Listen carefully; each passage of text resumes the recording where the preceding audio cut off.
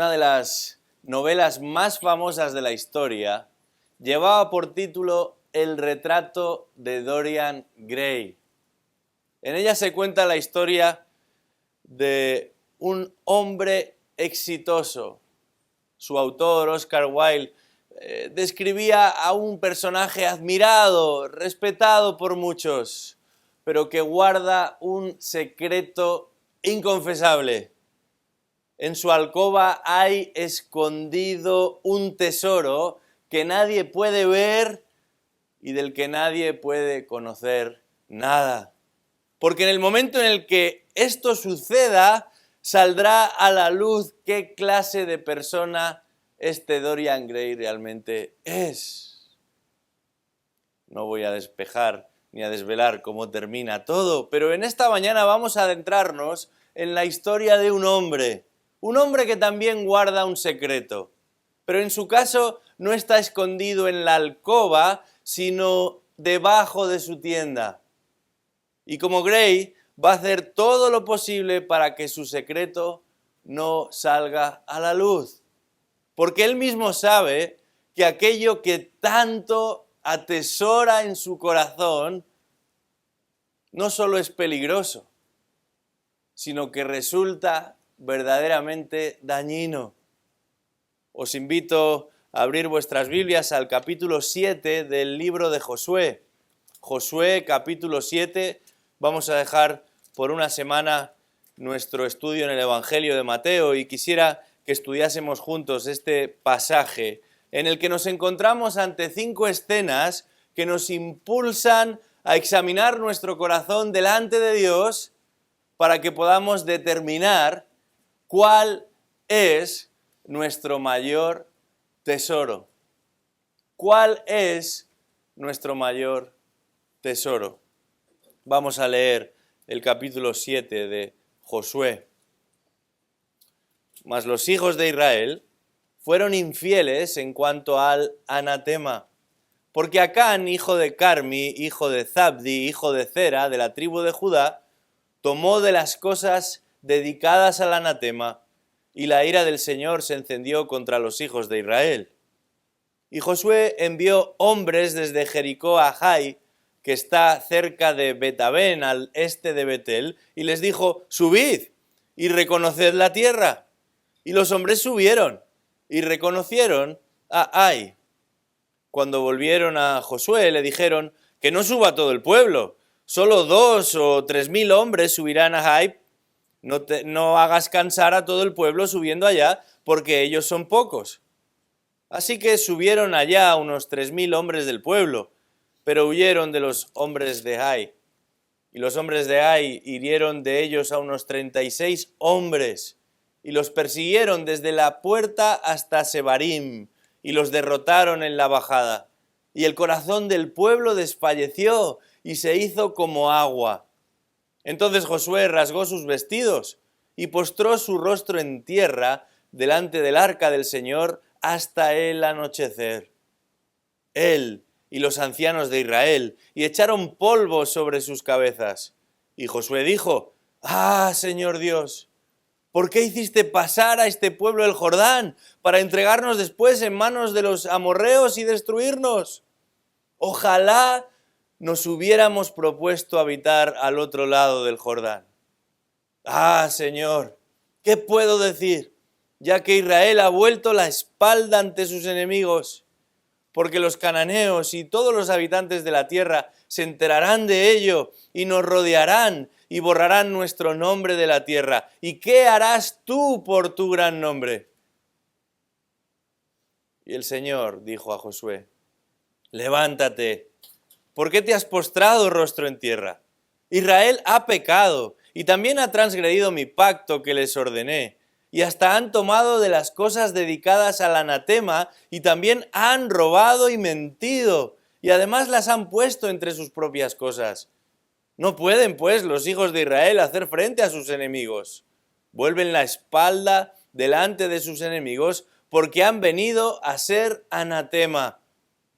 No estaré más con vosotros, a menos que destruyáis las cosas dedicadas al anatema de en medio de vosotros.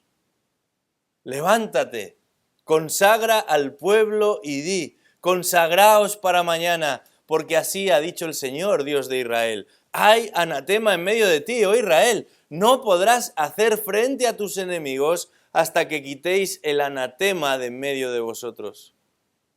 Por la mañana os acercaréis, pues, por tribus, y será que la tribu que el Señor señale se acercará por familias, y la familia que el Señor señale se acercará por casas, y la casa que el Señor señale se acercará hombre por hombre, y será que el hombre que sea sorprendido con las cosas dedicadas al anatema será quemado, él y todo lo que le pertenece, porque ha quebrantado el pacto del Señor y ha cometido infamia en Israel.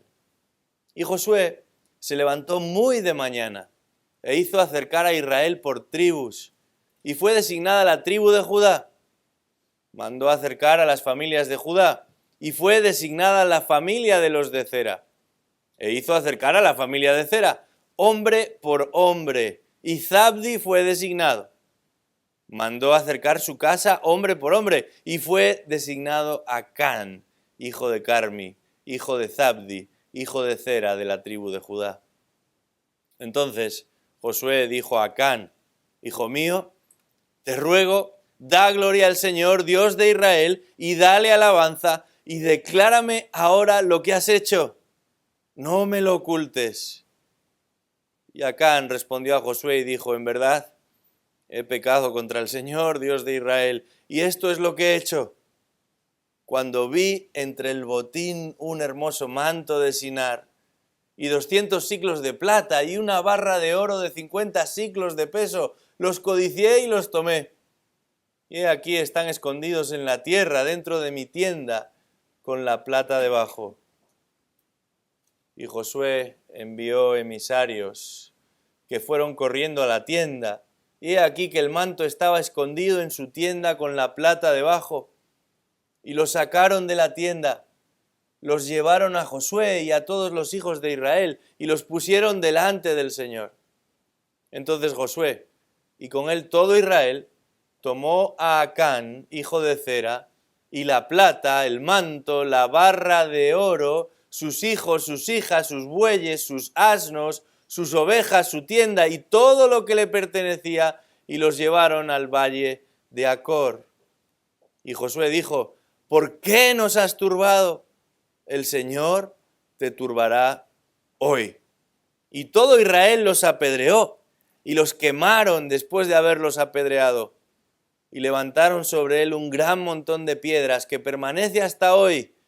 Y el Señor se volvió del furor de su ira. Por eso se ha llamado aquel lugar el Valle de Acor hasta el día de hoy. Un pasaje largo, pero con verdades verdaderamente necesarias. 5 escenas que nos van a impulsar a examinar nuestro corazón para que realmente podamos confirmar dónde está nuestro verdadero tesoro. Y la primera de esas escenas, o a la primera de esas escenas, podríamos llamarla el ridículo.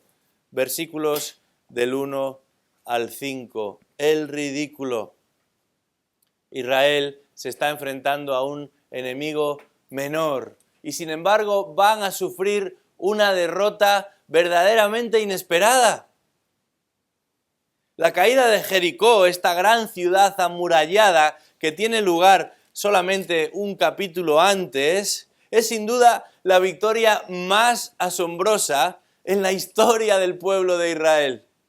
Las murallas más admirables de la tierra de Canaán se caen, y se caen simplemente ante el sonido de la tierra, o mejor dicho, de las trompetas y de los cuernos con las que esos soldados caminan sobre la tierra alrededor de las murallas.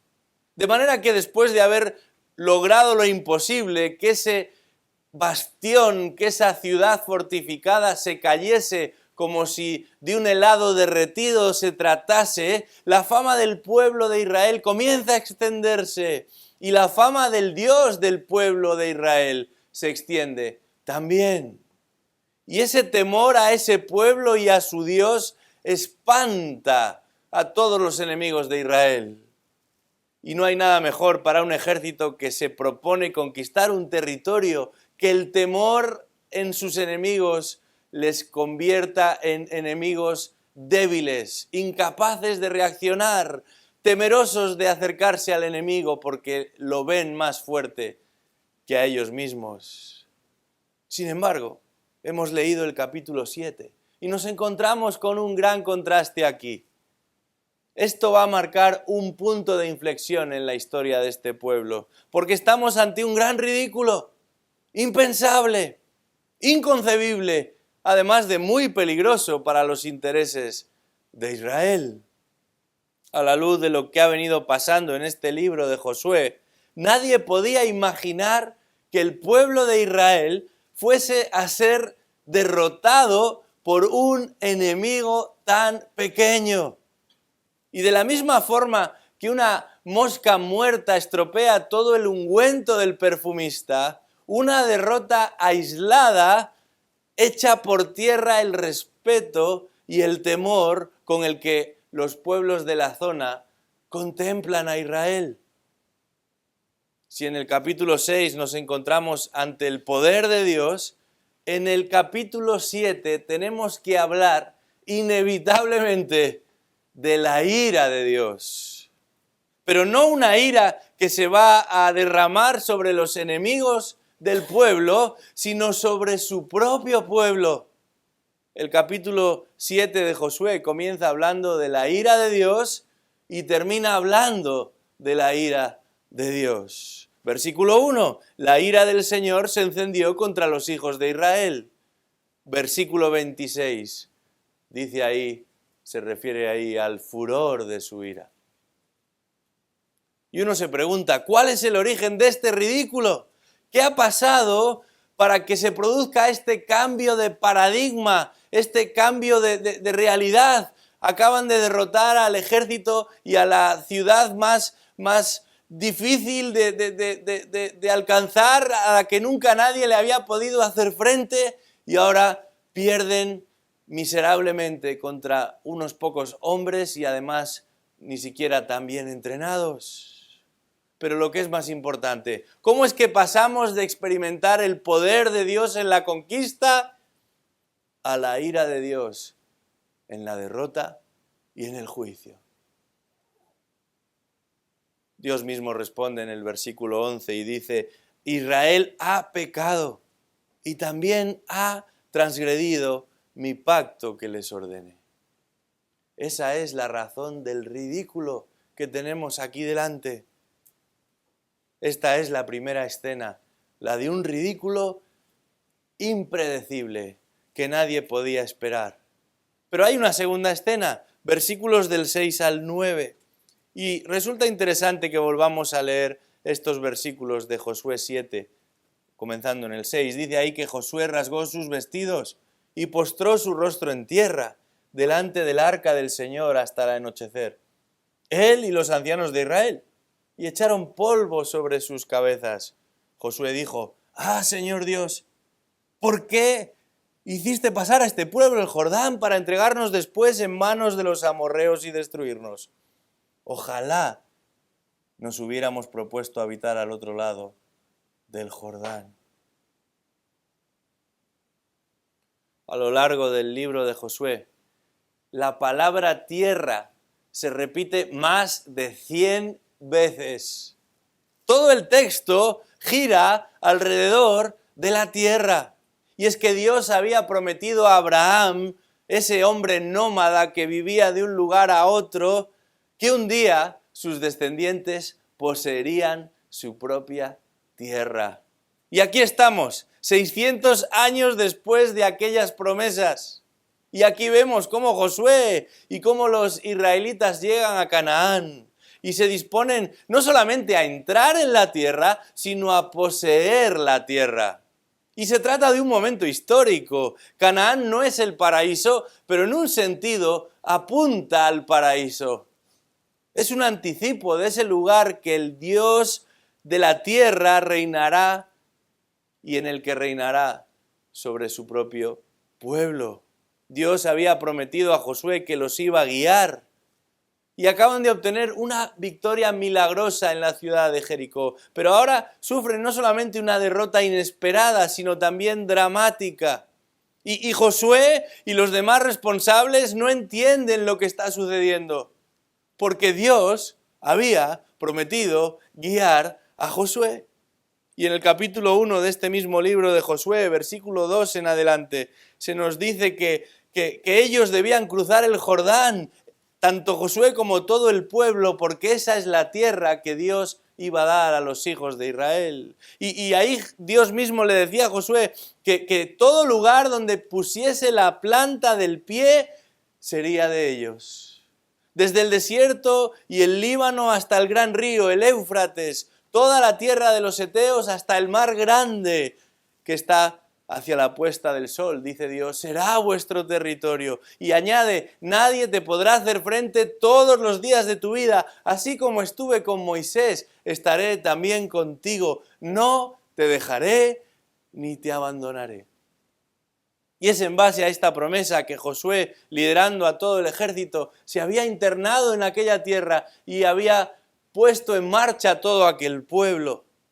Y todos los enemigos comenzaban a ver que algo sucedía con estos israelitas. Y qué útil para este momento nos resulta la confesión de Rahab, cuando en el capítulo 2 se encuentra con los espías. Dice ahí, sé que el Señor os ha dado la tierra y que el terror vuestro ha caído sobre nosotros y que todos los habitantes de la tierra se han acobardado ante vosotros. No solamente Josué y los israelitas estaban convencidos de que Dios estaba con ellos, sino que sus propios enemigos eran conscientes de que algo sobrenatural sucedía con aquel pueblo y temían a Israel. De hecho, estaban tan confiados en la promesa de Dios que en el capítulo 3, versículo 10, Josué llega a ligar la existencia de Dios con la conquista de la tierra. Josué dijo a los hijos de Israel, acercaos y oíd las palabras del Señor vuestro Dios.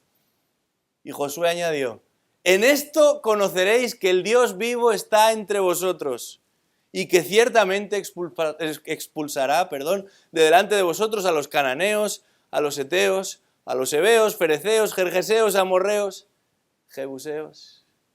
Dios existe y lo vais a ver y lo vais a experimentar porque Él os va a dar esta tierra en vuestras manos. Y de repente, un enemigo menor genera todo tipo de dudas, no solamente en los israelitas, también en el propio Josué. La estrategia militar no había sido mala, no estaba ahí el problema. Jai no era más que una población pequeña. Dice el capítulo 8 que solamente vivían allí 12.000 habitantes, por lo que no deciden movilizar a todo el ejército, solamente a un pequeño grupo de soldados experimentados que por sí solos no deberían tener problemas. Y sin embargo, la derrota es humillante. De hecho, el texto dice ahí que hasta 36 de los hombres perdieron la vida y que todos los demás tienen que huir para salvar la suya. Así que al observar que el pueblo ha sido derrotado ante un enemigo menor, Josué se encuentra totalmente hundido. Dice el versículo 5 que al recibir la noticia de la derrota, el corazón del pueblo se hizo como agua. Qué expresión tan gráfica, ¿verdad? La euforia inicial deriva en amargura, la expectación en indignación, la celebración en duelos y las risas y fiestas por la victoria ante los de Jericó culminan en desolación. De manera que observamos que Josué rasga sus vestidos y se tumba en el suelo junto a los ancianos de Israel y pasan en esta postura, llenos de polvo y de cilicio durante horas. Pero eso es no solamente lo que los líderes, sino lo que todo el pueblo de Dios necesita hacer. Acudir a Dios, buscar el rostro de Dios. En las victorias, claro que sí, pero también en las derrotas. En los tiempos de solaz, cuando los tiempos cuando los vientos van a favor, pero también en los tiempos de tormenta. Su reacción es la correcta, pero la lectura de la situación resulta equivocada. Porque Josué se lamenta, se indigna, pero también se queja.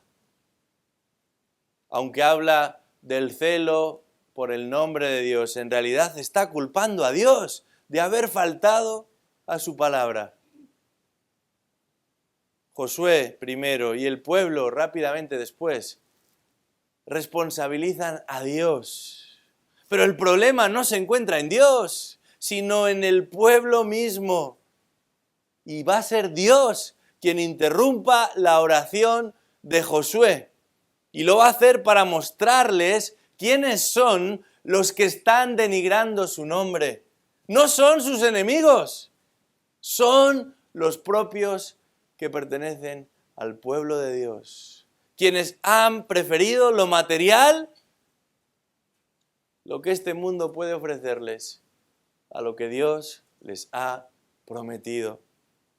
Y es ahí donde encontramos la siguiente escena en esta mañana. Podríamos llamarla la respuesta. Versículos del 10 al 15.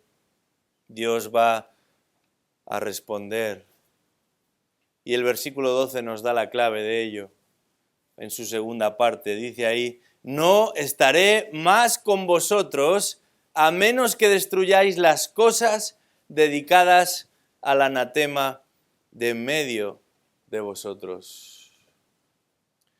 En estos últimos años he venido estudiando de manera particular el libro de Job.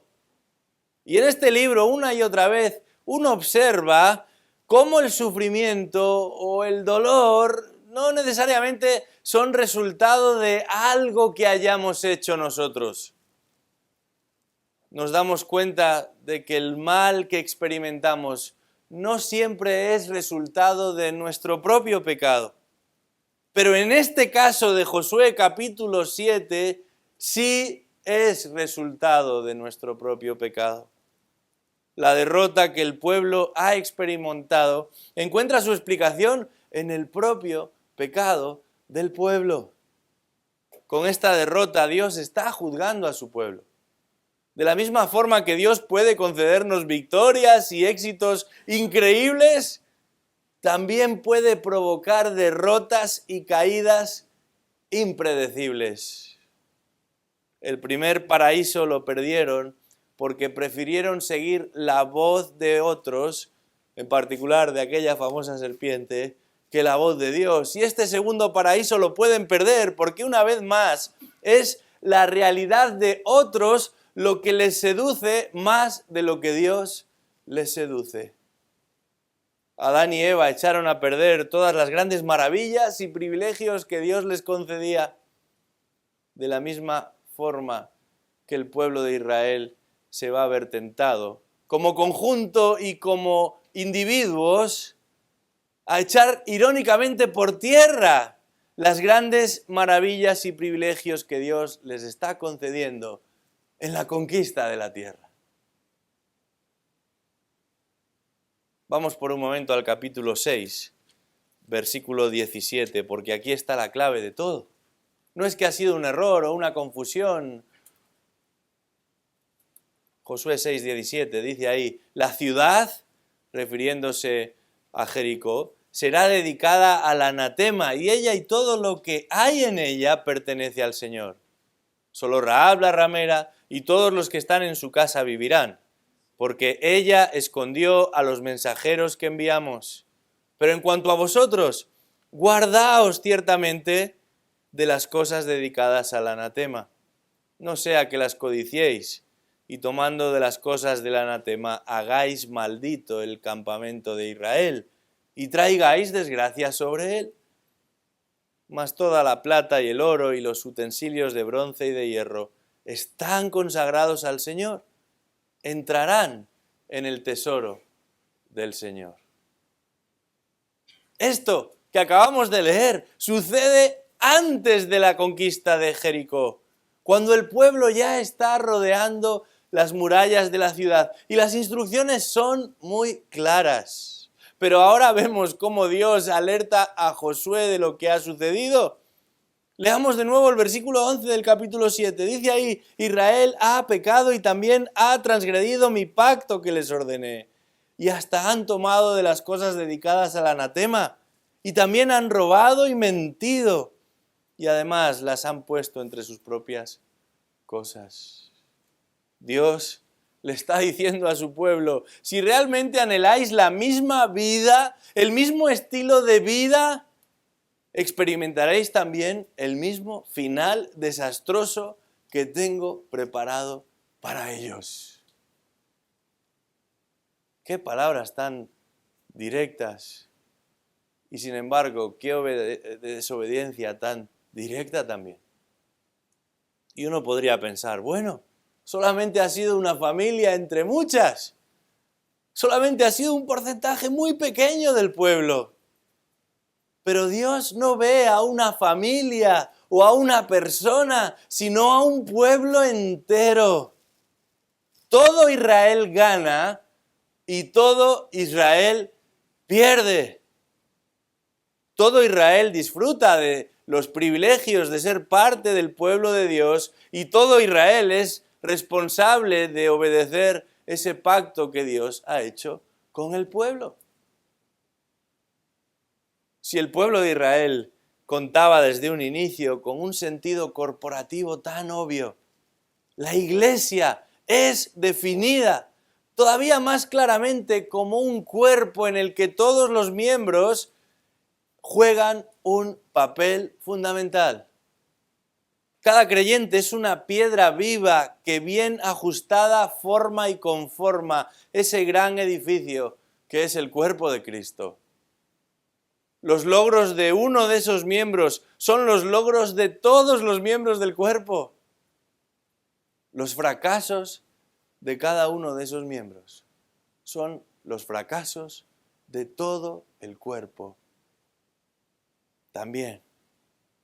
Y eso debiera hacernos meditar realmente en cómo nos conducimos como parte de la Iglesia de Cristo.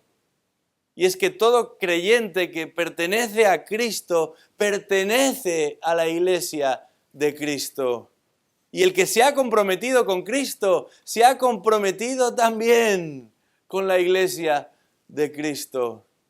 Dice Efesios 5 que Cristo amó a la iglesia y se dio a sí mismo por ella para santificarla, habiéndola purificado con el lavamiento del agua con la palabra, a fin de presentársela a sí mismo, una iglesia en toda su gloria, sin que tenga mancha ni arruga ni cosa semejante, sino que fuera santa e inmaculada. Y ese proceso de purificación y de santificación incluye a todos y cada uno de los que pertenecen al cuerpo de Cristo como miembros individuales. De manera que el pecado de cada uno de los miembros por separado, siempre, sin excepción, va a afectar al cuerpo al completo. Qué importante es tener esto presente. Nos beneficiamos de los beneficios de pertenecer a la Iglesia de Cristo, pero somos responsables también de cumplir con nuestro papel como miembros de esa Iglesia de Cristo. Y es por eso que nos exhortamos y nos animamos y buscamos el bien del otro, porque cuando buscamos el bien del otro, estamos buscando el bien de todo el cuerpo. Es por eso que cuando, en este caso, Dios observa el pecado de este hombre, no lidia solamente con él, sino que se trata de una cuestión de Estado y afecta a todo el pueblo lo que ha sucedido. Y eso nos lleva al cuarto de los elementos que observamos aquí, podríamos llamarlo el registro. Versículos de 16 al 23. Se va a producir un registro, porque a fin de cuentas Dios ya ha revelado que el problema está en el pueblo y ahora solamente es menester encontrar al culpable. Nosotros, claro, hemos leído el texto y desde el comienzo de la narrativa sabemos que el culpable se llama Acán. No es un secreto para ti y para mí. Dios lo sabe y nos lo hace saber por medio del texto, pero ellos no lo saben. De manera que se inicia una búsqueda, se pone en marcha una investigación y en ese tiempo se les va a dar la oportunidad de arrepentirse. Pero no lo hicieron. Hasta que no fueron descubiertos públicamente y vemos cómo final, a partir del versículo 18, sale a la luz. No dicen nada. Acán, como decimos coloquialmente, es pillado con las manos en la masa. Y dice ahí que vio un manto de Sinar muy preciado en aquel momento, que vio dinero, en particular 200 siclos de plata, que vio una barra de oro de 50 siclos, que los codició y que los tomó. Es por los ojos, principalmente, que el pecado logra seducirnos, por la vista. Pero el problema no son nuestros ojos, sino aquello hacia lo que dirigimos nuestros ojos. Por eso una y otra vez en la Escritura vemos como el llamado al pueblo de Dios está en poner la vista no en la tierra, sino en el cielo, no en lo que se ve, sino en lo que no se ve, no en nosotros ni en otros, sino en Cristo. ¿Cuántas situaciones? ¿Cuántas tentaciones? ¿Cuántas infracciones podríamos habernos evitado a lo largo de los años si hubiéramos tomado en serio esta instrucción? En aquella batalla no solamente fue conquistada la ciudad de Jericó, también fue conquistado el corazón de Acán. Acán se recreó en aquel botín. No solamente lo encontró, sino que dejó que su belleza exterior lo sedujera. Acán lo observó, lo analizó y finalmente dice, él mismo lo confiesa, lo codició y lo tomó. Ese es el mismo patrón que David siguió con Betsabé. La observó, la codició y finalmente también la tomó. A esto se le llama avaricia, codicia. Tener lo que uno no tiene, desear lo que a uno no le corresponde.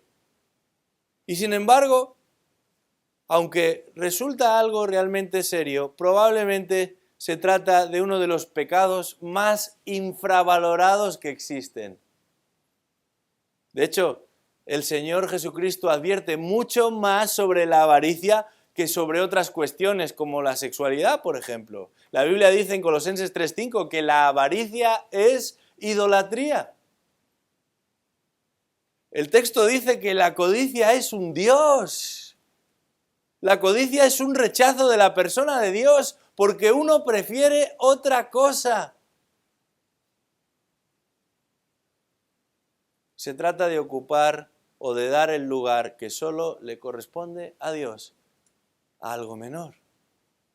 En un sentido, cuando un cristiano avaricia algo, está diciendo que Dios no es suficiente para él, que hay algo mejor que Dios. Y como sucede con todos los ídolos, puede resultar atractivo, pero nunca sacia. Uno se pasa toda la vida alcanzando o buscando alcanzar metas y objetivos y propósitos, pero el corazón es como ese saco sin fondo que nunca se llena, que nunca logra ser satisfecho. Siempre nos parece poco, siempre necesitamos más. A lo largo de la historia encontramos varios casos extremos de personas que hicieron de lo material sus dioses. Y tanto en el Antiguo Testamento como en el Nuevo podemos observar cómo en particular el amor al dinero frustró la vida de muchos. Como un denominador común hay un elemento que se repite: la codicia, la avaricia.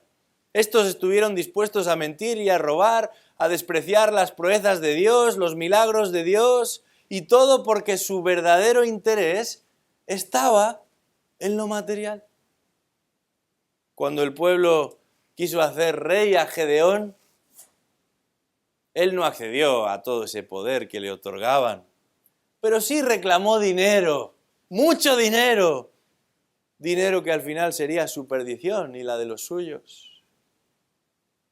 Pero no solamente es el dinero. Hay muchos que tienen otras aspiraciones, familiares, relacionales, aún incluso eclesiales. No importa el elemento en el que pienses. El punto es que uno siempre quiere más y nunca se da por satisfecho. Para Acán aquel día, el botín pasó de ser algo prohibido a convertirse en algo imprescindible. De algo que no se podía ni tocar a algo sin lo que él ya no podía vivir. Acán le estaba robando a Dios, pero no importaba porque su corazón había sido conquistado. Acán estaba tan entusiasmado con su tesoro, estaba tan obsesionado con su secreto, que llegó a pensar que escondiéndolo debajo de su tienda nunca nadie se enteraría. Creía que tenía el derecho a un espacio en el que nadie entrase, ni siquiera Dios. Pero era en ese pequeño espacio donde finalmente llegó a encontrar todo su deleite. Era en ese pequeño secreto donde este hombre llegó a sentirse feliz y realizado. Por eso, igual que ese Gollum en la historia del Señor de los Anillos, era incapaz de deshacerse de él. Acán se recreaba pensando en que nadie sabría de su tesoro. Sin embargo, la Biblia nos enseña que el pecado secreto nunca es secreto para Dios. No me resisto a ir por un momento al Salmo 139. Salmo 139. Es en el libro de los Salmos donde encontramos las descripciones más vívidas acerca de la persona y el carácter de Dios. Dice ahí: oh Señor, tú me has escudriñado y conocido. Tú conoces mi sentarme y mi levantarme. Desde lejos comprendes mis pensamientos. Tú escudriñas mi senda y mi descanso, y conoces bien todos mis caminos, aún antes de que haya palabra en mi boca. He aquí, oh Señor, tú ya la sabes toda. Por detrás y por delante me has cercado, y tu mano pusiste sobre mí.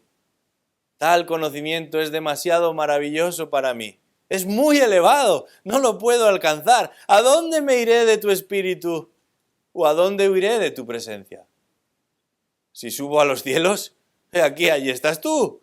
Si en el Seol preparo mi lecho, allí estás tú. Si tomo las alas del alba y si habito en lo más remoto del mar, aún allí me guiará tu mano y me asirá tu diestra.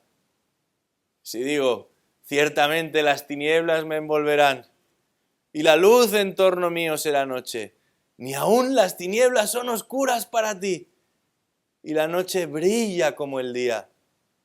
Las tinieblas y la luz son iguales para ti. Yo te pregunto en esta mañana, ¿a quién pertenece tu corazón? ¿Qué es lo que lo domina y lo que lo controla? ¿O es que hay algún secreto en el desván oculto de lo más profundo de tu ser? Si ese es el caso, deja de esconderlo, deja de ocultarlo. Confiésaselo al Señor antes de que sea Él quien lo revele.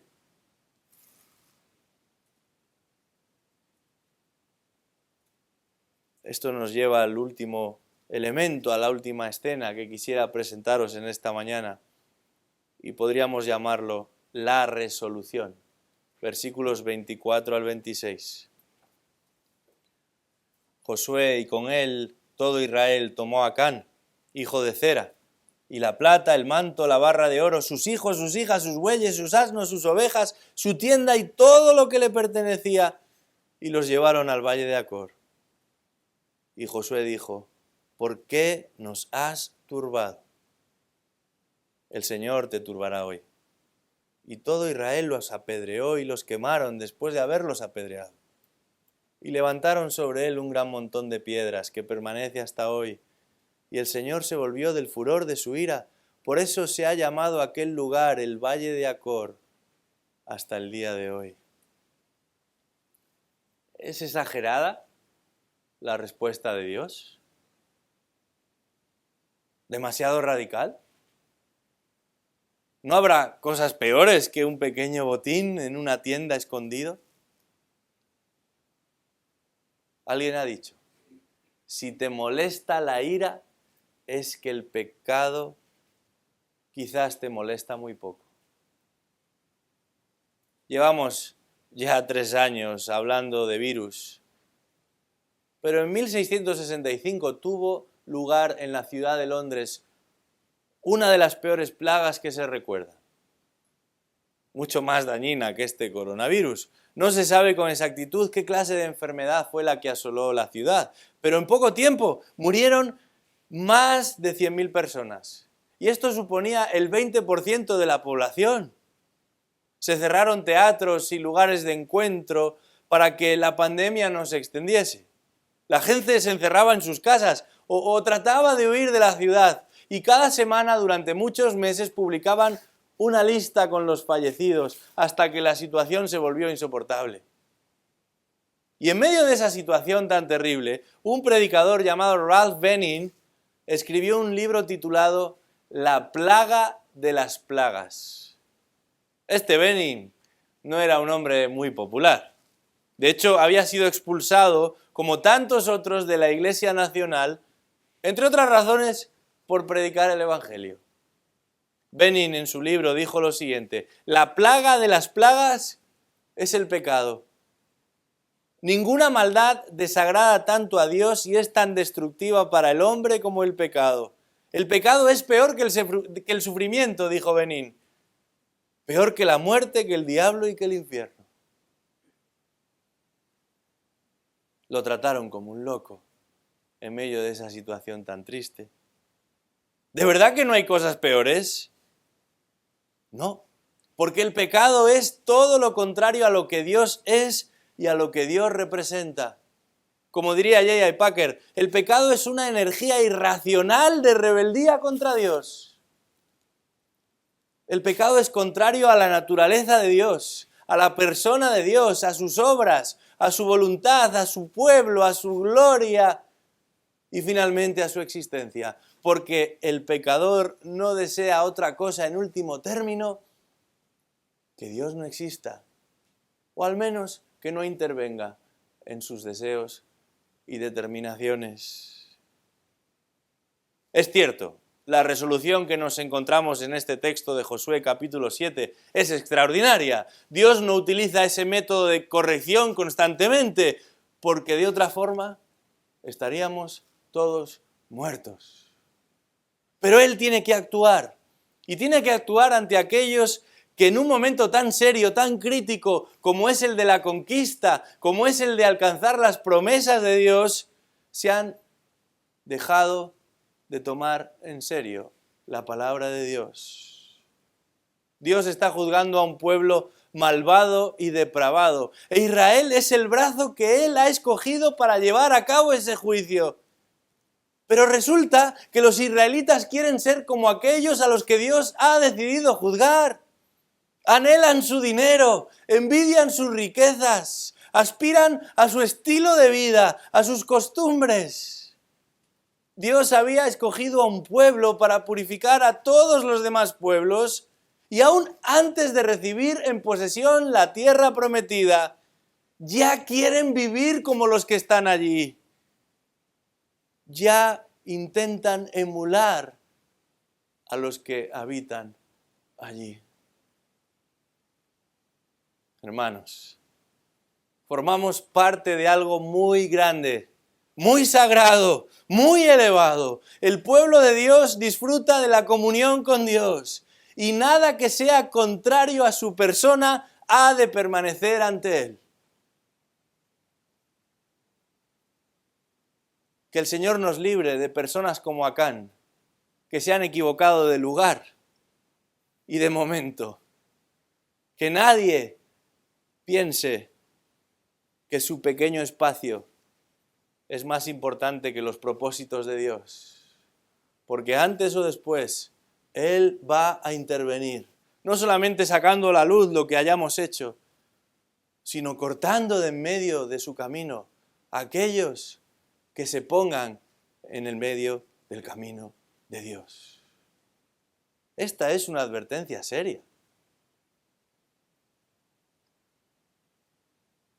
Resultado de haber anhelado otras cosas y haber dejado a Dios mismo a un lado. Muchos años después de que Acán fuera apedreado por aquellos, Jesús mismo caminó en aquel lugar. En Lucas 19 leemos que Jesús llegó y pasó a la ciudad de Jericó. Y en medio de su visita a aquel lugar se encuentra con un hombre bajo, pero conocido por todos. Conocido porque tenía mucho dinero. Dinero que había obtenido ilegítimamente. Lo había amasado a base de robar a sus conciudadanos. Y es que era en lo material donde Zaqueo encontraba sentido. Era el dinero lo que motivaba a Zaqueo cada mañana a levantarse. Su Dios era su cuenta corriente. Y no le importaba robar ni mentir a los suyos con tal de salir beneficiado. Hasta que un día sus ojos pasaron de estar en el dinero a posarse en la persona de Jesús. Y en ese momento su vida fue transformada. Porque finalmente encontró la perla de gran precio que había estado buscando. Zaqueo entendió que la riqueza de Cristo es la que enriquece. Zaqueo descubrió que la persona de Cristo es la que satisface. Zaqueo comprendió que la presencia de Cristo es la que complace. Me gusta mucho cómo C.S. Lewis lo ha definido. Dios es el objeto plenamente satisfactorio. Si Dios admitiese que existe algo más glorioso que Él mismo, si Dios afirmase que existe algo más satisfactorio que Él mismo, en ese preciso momento dejaría de ser Dios. Dios no está privando a su pueblo de bienes mayores, sino que le está ofreciendo el mayor de todos. Él se está ofreciendo a sí mismo y lo ha hecho en la persona de Jesucristo. El creador del universo nos está diciendo que la riqueza no la encontraremos ni en nosotros ni en otros, sino en Él mismo. El dueño de todas las cosas nos está haciendo saber que el cuadro más valioso de su colección es su misma persona. El Señor del universo nos asegura que el activo más valioso lo hallamos en Él. No necesitamos nada más, pero tampoco nos conformamos con menos. Hace muchos años ya que el salmista escribía eso de que era mejor estar un día en la casa de Dios que 1000 fuera de ellas, porque su satisfacción estaba en Dios. Él era su anhelo y su gozo. Eso le movía a acostarse tarde por la noche meditando en sus verdades y a levantarse temprano en la mañana para seguir meditando en sus verdades. Y yo te pregunto, ¿es esa tu misma experiencia? Porque tristemente creo que para la mayoría la realidad de Acán es la realidad de todos nosotros. Tantas y tantas veces preferimos otras cosas que a Dios mismo. Resulta muy triste pensar en que muchos se llaman creyentes, pero buscan su satisfacción muy lejos de Dios. Posiblemente no en aquello que está declaradamente mal, en elementos que no necesariamente son pecaminosos, quizás en el entretenimiento, en los juegos, en el deporte, en las vacaciones, en la familia, hasta en dormir. Por eso es tan difícil encontrar a día de hoy personas dispuestas a servir al Señor. Por eso está tan complicado encontrar a personas que se comprometan con un ministerio local, en su iglesia local, no un día ni dos, sino de manera constante. Por eso es tan difícil que en tantos lugares las personas se reúnan y asistan a las reuniones. Por eso la obra de Dios no avanza como debería y lo que Pablo le escribe a los efesios no sucede como debería y la obra del ministerio está atascada irremediablemente como resultado. Yo te pregunto en esta mañana, ¿cuál es tu verdadero tesoro? ¿Qué es lo que ocupa ese lugar privilegiado de tu corazón? Si todavía sigues tratando de alcanzar contentamiento y satisfacción, si en esta mañana reconoces que vives insatisfecho, que todavía no te encuentras en reposo, si tu corazón sigue agitado, acércate a Cristo. Él es el que da vista al invisible, al Dios alto y sublime, el que se ha acercado siendo rico, se hizo pobre para que por medio de su pobreza nosotros que éramos pobres verdaderamente, fuésemos enriquecidos. Reconoce tu pecado delante de Él y confía en aquel que dijo, he venido para que tengáis vida y vida en abundancia. Aquel que dijo, venid a mí todos los que estáis cansados y cargados, porque yo os daré verdadero descanso. Aquel que dice, el que viene a mí, yo, aunque tendría muchas razones, no le echo fuera. Y el que el Padre me da, nada ni nadie lo apartarán de mi mano. ¡Qué privilegio! ¿Cómo conformarnos con algo menor?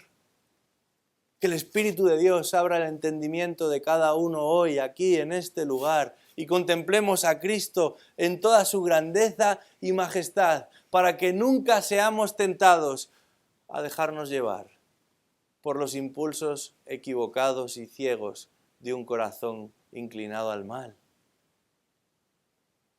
Que el Espíritu Santo de Dios nos guarde de buscar solamente en Dios la satisfacción que cada alma necesita.